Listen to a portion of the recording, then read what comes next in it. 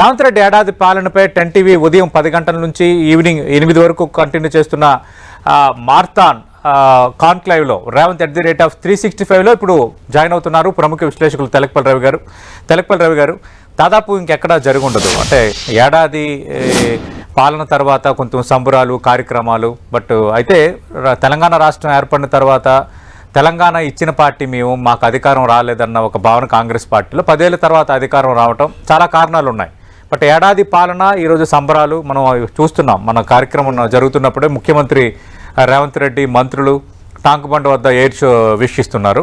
ఇదంతా ఒక ఎత్తు అయితే ఇక రాజకీయ పరంగా మనం చూస్తే ఈ ఏడాదిలో రేవంత్ రెడ్డి ఎంతవరకు నిలదొక్కుంటున్నట్టు, ఎందుకంటే కాంగ్రెస్ పార్టీలో ఇప్పటికీ చాలా టైట్ ఫైట్లో ఆయన ముఖ్యమంత్రి అభ్యర్థిగా ఫిక్స్ కావటం, ఇప్పటికీ కొన్ని అధికార కేంద్రాలు ఉన్నాయన్న ఒక చర్చ నేపథ్యంలో సతీష్ మీరు అక్కడ చూపిస్తున్నట్టే ఎయిర్ షోలో విమానాలు ఏ విధంగా ఆకాశంలో ఎగురుతున్నాయో కాంగ్రెస్ పార్టీ యొక్క సంతోషం కూడా ఆకాశ వీధుల్లో ఉందని చెప్పాలి. తెలంగాణకు సంబంధించినంత వరకు ఇప్పుడు కాంగ్రెస్ ఉన్న పరిస్థితిలో ఇది కేవలం తెలంగాణకే పరిమితం కాదు, దేశవ్యాప్తంగా కూడా దక్షిణ భారత కోణంలో కూడా దీనికి చాలా ప్రత్యేకమైన ప్రాధాన్యత ఏర్పడుతుంది.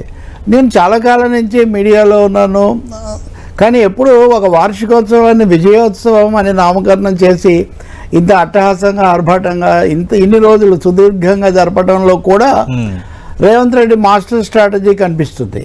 అంటే నిజంగా కూడా ఈ ప్రభుత్వం ఏర్పడినప్పటి పరిస్థితి చూసుకుంటే తెలంగాణ తీసుకొచ్చిన కేసీఆర్ 10 సంవత్సరాలు ఒక దశాబ్దం పాలించడం, అసలు తెలంగాణ అంటే కేసీఆరే. కేసీఆర్ తర్వాత ఇంకా మళ్ళీ ఏంటి, who next, who can replace, who can alternate KCR అని, అంటే ఇందులో పెద్ద మొహమాటం ఏం లేదు, అందరూ అనుకున్న మాటే.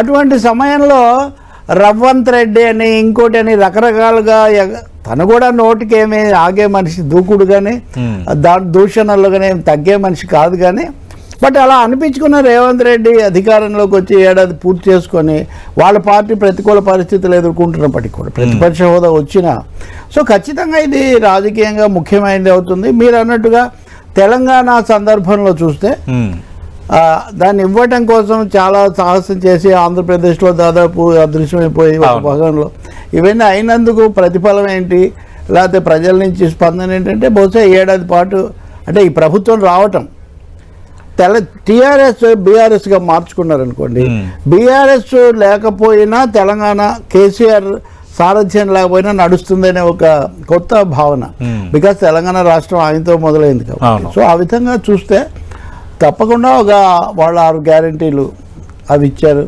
వాటిని ఏ మేరకు అమలు జరిపారు ఇవన్నీ ఒకటైతే ఈ ప్రభుత్వం ప్రథమ వార్షికోత్సవం దగ్గర రావటం కూడా. ఎందుకంటే మీరు ఇప్పుడు వెనకటి పేపర్లు వెనకటి మీ ఛానల్స్ చూస్తే 6 మాసాలు కూడా ఉండదు, 3 మాసాలు కూడా ఉండదు.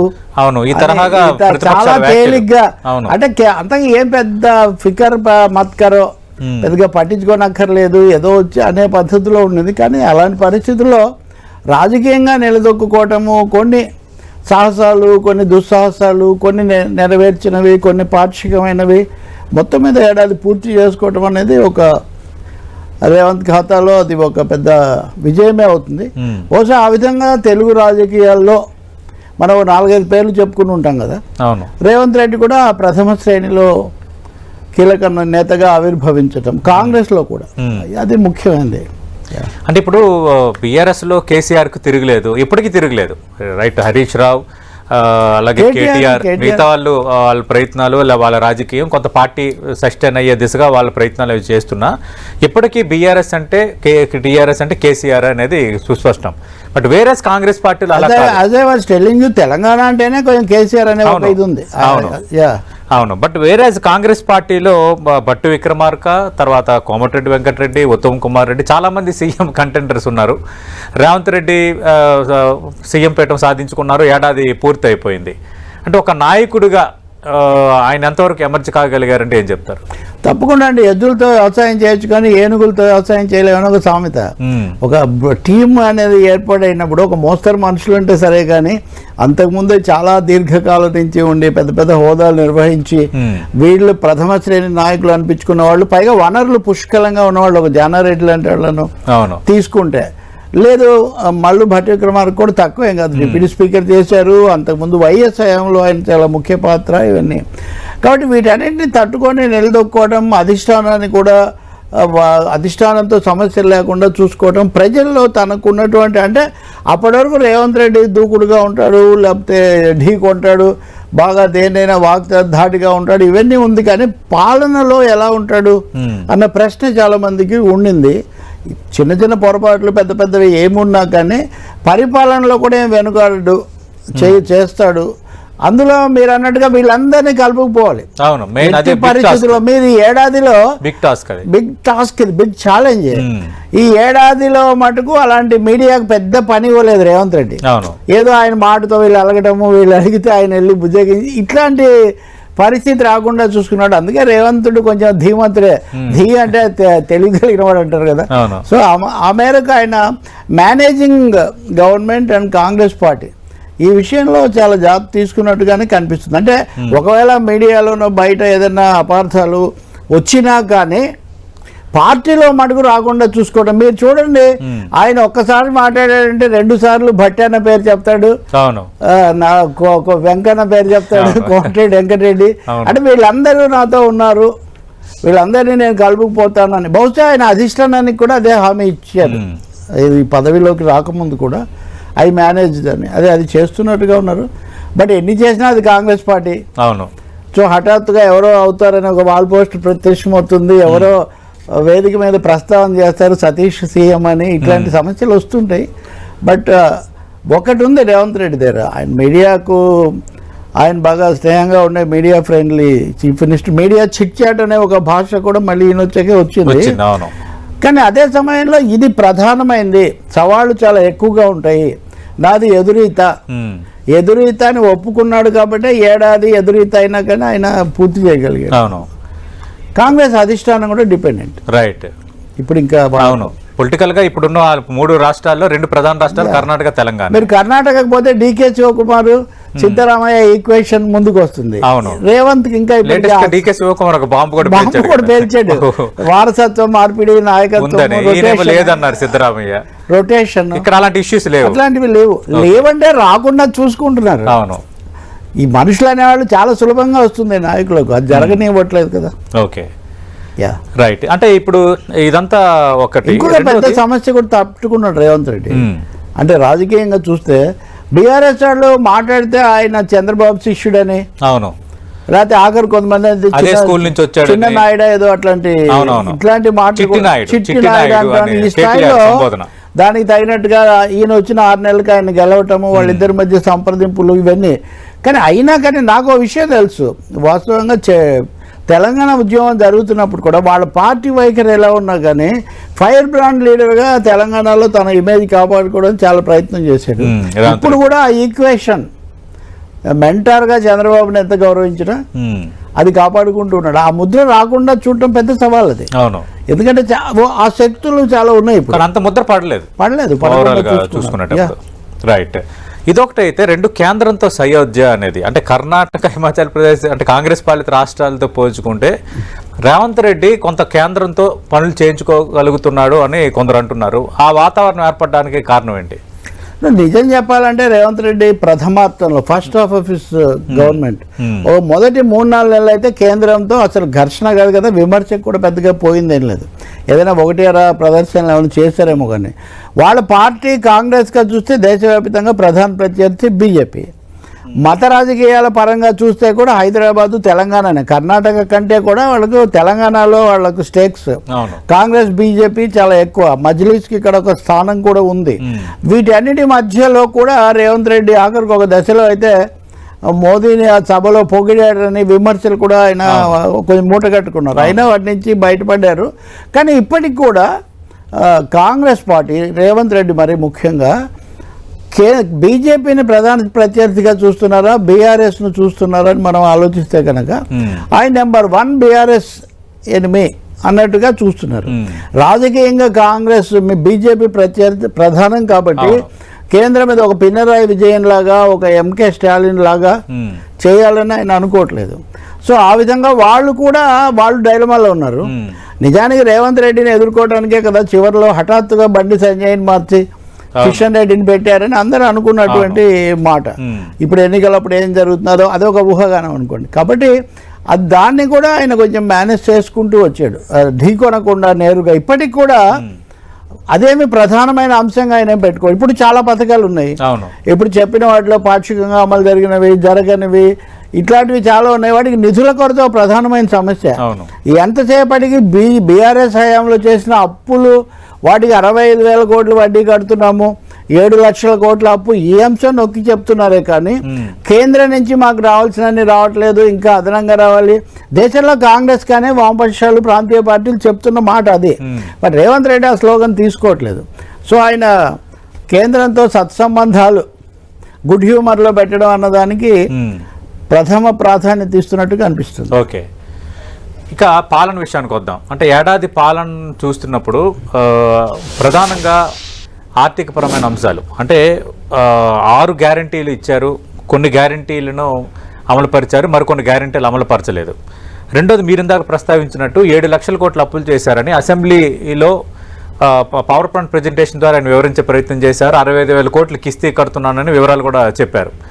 అయితే అధికారంలోకి వచ్చే ఏడాదిలోనే ఆయన 1,00,000 కోట్లు అప్పు చేశారని ప్రతిపక్షాల్లో లెక్కలు తీస్తున్నాయి. అంటే ఈ ఫైనాన్షియల్ మేనేజ్మెంట్ విషయంలో రేవంత్ రెడ్డి ప్రయాణంపై మీ కామెంట్ ఏంటి? అందుకేనండి రేవంత్ రెడ్డి లేదా చంద్రబాబు నాయుడు ఎవరైనా సరే రాష్ట్రాల మీద భారాలేమో ఎక్కువగా ఉన్నాయి, బాధ్యతలు ఎక్కువగా ఉన్నాయి, నిధులు తక్కువగా ఉన్నాయి. ఫెడరలిజం అనేది సమాఖ్య సూత్రాలు అంతకంతకు దెబ్బతింటుంది. డివాల్యుయేషన్, తరలింపు జరగట్లేదు. దాని మీద ముందు ఫోకస్ పెట్టాలి. అది కేసీఆర్ ఉన్నప్పుడు వర్తిస్తుంది, రేవంత్ వచ్చాక కూడా. వీళ్ళు అటు పెట్టట్లేదు. కానీ రెండో విషయానికి వచ్చేసరికి మటుకు వాగ్దానాలు. ఇప్పుడు సంస్థలు, ఉచిత వాగ్దానాలు, వ్యాపార సంస్థలు, ఇది ఒక్క తెలంగాణకే కాదు, కర్ణాటక, ఆంధ్రప్రదేశ్. ఇప్పుడు చంద్రబాబు నాయుడు అవే సమస్య ఎదుర్కొన్నాడు, ఇంకా చాలా చోట్ల. ఇప్పుడు సీజనల్ సేల్స్ లో ఎక్స్ట్రాడినరీ డిస్కౌంట్స్, రిబేట్స్ ప్రకటిస్తాయి సంస్థలు. అది దసరా సీజన్ అని, లేదా ఇంకొక అంటారు, అది అయిన తర్వాత ఉండదు. కానీ రాజకీయం అనేదానికి సీజనల్ చేంజ్ ఏమి ఉండదు, పర్మనెంట్ గేమ్ ఇది. సో ఈ మార్కెట్ స్ట్రాటజీ అనేది యాజ్ ఇట్ ఈస్ గా పొలిటికల్ గా మార్చుకోవడం వల్ల వస్తున్న సమస్య ఇది. మేము ఇంతకంటే అంత ఇస్తామన్న తర్వాత ఇప్పుడు ఉదాహరణకు తులం బంగారం ఇస్తామన్నారు మహిళలకు, బస్ ఎక్కించారు, బానే ఉంది, తులం ఇచ్చి ఎక్కించాలి కదా. అంటే తులం ఇప్పుడు 2,500 చేతిలో పెట్టాలి, 2,500 కూడా చేతిలో పెట్టాలి. ఎక్కడి నుంచి అంటే నిజంగా అంత డబ్బు ఉందా, అంత వెంటనే ఇవ్వగలరా, ఇస్తారా అంటే. ఆ సమయంలో కర్ణాటకలో సక్సెస్ అయిన టెంప్లెట్ కర్ణాటకతో ఇక్కడ ప్రయోగించారు, ఇక్కడ అయింది, మళ్ళీ 2 చోట్ల ప్రయోగించి కూడా వాళ్ళు దెబ్బతిన్నారు అనుకోండి. అందువల్ల తప్పకుండా వీటి సాధ్యాసాధ్యాలు కొంత ముందు ఆలోచించి ఉండాల్సింది. రెండవది ప్రయారిటీ, ప్రాధాన్యత క్రమంలో కూడా కొంచెం తప్పు ఒడిదుడుకులు ఉన్నాయి. ఆ క్రమంలో చూసినప్పుడు ఇప్పుడు రైతులకు రుణం ఉంది, రుణమాఫీ. వాళ్ళు చెప్పే లెక్కల ప్రకారమే 41 లక్షల వాళ్ళ మందికి ఇవ్వాలి. 22 లక్షల మందికి ఇచ్చారు. మళ్ళీ పెడితే 8,000 అంటున్నారంటే ఇంకా 10 లక్షల పైన మిగిలిపోతున్నారు. ఇంకా గిట్టుబాటు ధరలు, లేకపోతే ఇట్లాంటి అనేక సమస్యలు. ఇప్పుడు 2 లక్షల ఉద్యోగాలు మేము ఒకటేసారి ఇస్తామన్నారు అనుకోండి. నిన్నటి నుంచి వీళ్ళందరూ చెప్తుంది ఏంటి, 55,000 ఉద్యోగాలు, 55 అంటే 4వ వంతే. చేసిన వాగ్దానంలో 2 కోట్లని మోదీ అంటే మనం ప్రశ్నించాం కదా, ఇండియా తరఫున, కాంగ్రెస్ తరఫున. మరి అదే ప్రశ్న ఇక్కడ కూడా ఉత్పన్నం అవుతుంది కదా. కాబట్టి నిధులు సమకూర్చుకోవడానికి సంబంధించి ఒక సానుకూల ప్రోయాక్టివ్ ప్లాన్ ఏముంది అనేది ఒక పెద్ద ప్రశ్న ఉంది. దానికి తగినట్టే ఉత్పత్తి పెరిగితే నిధులు కూడా పెరుగుతాయి. అది కూడా జరగాల్సిన అవసరం ఉంది. అది వ్యవసాయంలో కానీ, వ్యవసాయ ప్రధానమైంది, ఆ విషయంలో కూడా చాలా సమస్యలు ఉన్నాయి. వాటిలో ఇంకా హోంవర్క్ కానీ యాక్చువల్ పని జరగాల్సిన అవసరం చాలా ఉంది. ఇప్పుడు బస్సులు ఎక్కించడము, బస్సుల సంఖ్య తగ్గించారని అక్కడ ఒక విమర్శ. బట్ ఏదైనా బస్సు అనేది ఓకే, అది కూడా ఉత్పాదక పథకం ద్వారా ఎక్కడైతే ఆర్టీసీకి రియంబర్స్ చేస్తున్నారో ఆర్టీసీ ఎప్పుడు లేనంత పరిపుష్టిగా తయారైందని ముఖ్యమంత్రి మన లెక్కలు చెప్పారు. సహజంగా అండి, సహజంగా మీకు కదలిక పెరిగినప్పుడు, క్రియాశీలత పెరిగినప్పుడు, మహిళలు రంగంలోకి వచ్చినప్పుడు తప్పకుండా మేలే జరుగుతుంది. అది దేశంలో ఇతర చోట్ల కూడా అనుభవమే. అది దాన్ని ఇంకా విస్తరించాల్సిన అవసరం కూడా ఉంటుంది. గ్యాస్ ఇవ్వడం కూడా విధంగా, మహిళలకు గ్యాస్ బండ్ ఇవ్వటం, సిలిండర్ ఇవ్వటం కూడా, అది కూడా ఉపయోగంగా ఉంటుంది. రైతులు అది సగం అమలైంది. ఇక మిగిలిన చాలా హామీలు వాటిలోకి వస్తుంది. నేను ఒక్క మాట ఇక్కడ కలిపే, ఇంకొన్ని ఉన్నాయి. మొన్న ఎవరో మిత్రులు చెప్తున్నారు, చాలా వాటికి డబ్బులు అక్కర్లేదు. ఇప్పుడు ఇల్లు ఉంది, పల్లెల్లో పాకలు వేసుకున్న వాళ్ళు, వాళ్ళ ఆందోళనలు, వాళ్ళని తొలగించడం పెద్ద సమస్య. ఖర్చు ఏం లేదు ప్రభుత్వానికి. మీరు ఉన్నవి ఓకే చేయొచ్చు. కార్మికులు కనీస వేతనాలు మీరేమి ఇవ్వక్కర్లేదు, యాజమాన్యాలు ఇస్తాయి. మీరు కనీస వేతనాల చట్టాన్ని సవరిస్తే అట్లాంటి పనులు కూడా చేయొచ్చు. అలాగే ధరణికి సంబంధించినవి అందులో ఏం ఖర్చు లేదు. అవును. అది చాలా తలనొప్పులకు చాలా వీటికి BRS ఓటమికి అదొక ప్రధాన కారణం. కూడా అంటే ఇవన్నీ ప్రాధాన్యత క్రమంలో పెట్టుకొని ఉంటే చాలా బాగుండేది. అది చేయకపోగా సరే హైడ్రా లాంటివి మళ్ళీ బహుశా మీరు అడుగుతారనుకుంటా కానీ వ్యర్థ వివాదాలు. ఇప్పుడు ప్రథమ వార్షికోత్సవంలో తెలంగాణ తల్లి విగ్రహం మార్పు గురించిన వివాదం అవసరమా? అసలు ఆ వివాదానికి ఎవరైనా ఖచ్చితంగా దానిపైన కామెంట్ ఏంటో ఖచ్చితంగా నేను తీసుకుంటాను. ఇప్పుడు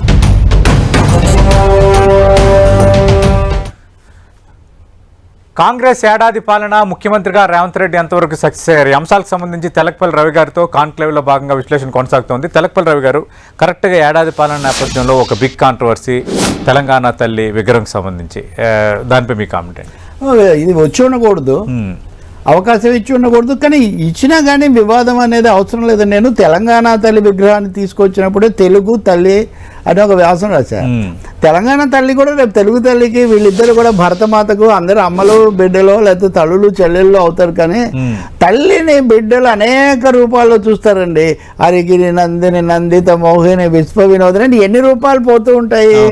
కాబట్టి ఒక రూపంలో మీరు పైగా చేసిన వాళ్ళు ఒకరే, అదే రమణారెడ్డి, అదే ప్రొఫెసర్ కదా చేయించింది తెలంగాణ ప్రభుత్వం. పార్టీ మారింది అంతే, పార్టీ మారింది తప్ప అదే తెలంగాణ, అదే తెలంగాణ బిడ్డలు, అదే తెలంగాణ తల్లి.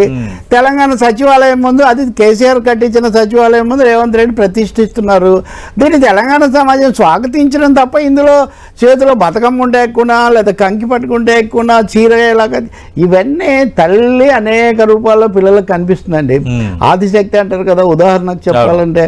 కాబట్టి ఈ విషయంలో వివాదపడడం బొత్తిగా అవసరం లేని పని అని నా ఉద్దేశం. సింబాలిక్గా అంటే ప్రతీకాత్మకంగా సంకేతప్రాయంగా సృష్టించుకున్న రూపాల మీద, అంతకంటే విగ్రహాల కంటే విధానాలకు సంబంధించిన అంశాల మీద, వికాసానికి సంబంధించిన అంశాల మీద కేంద్రీకరించడం చాలా మంచిది. నా మిత్రుడు గౌరీశంకర్ కేసు కూడా వేసాడని అక్కడ విన్నాను నేను. ఏ కోర్టు ఏం చెప్తున్నా, కోర్టు ఏం చెప్పగలిగింది కూడా ఈ విషయంలో ఏమి ఉండదు. ఎందుకంటే భావన, తల్లి అనేది ఒక భావన. అప్పుడు అలా ఊహించారు, ఇప్పుడు ఇలా ఊహించారు. ఇలా కూడా ఉండొచ్చు, అలా కూడా ఉండొచ్చు.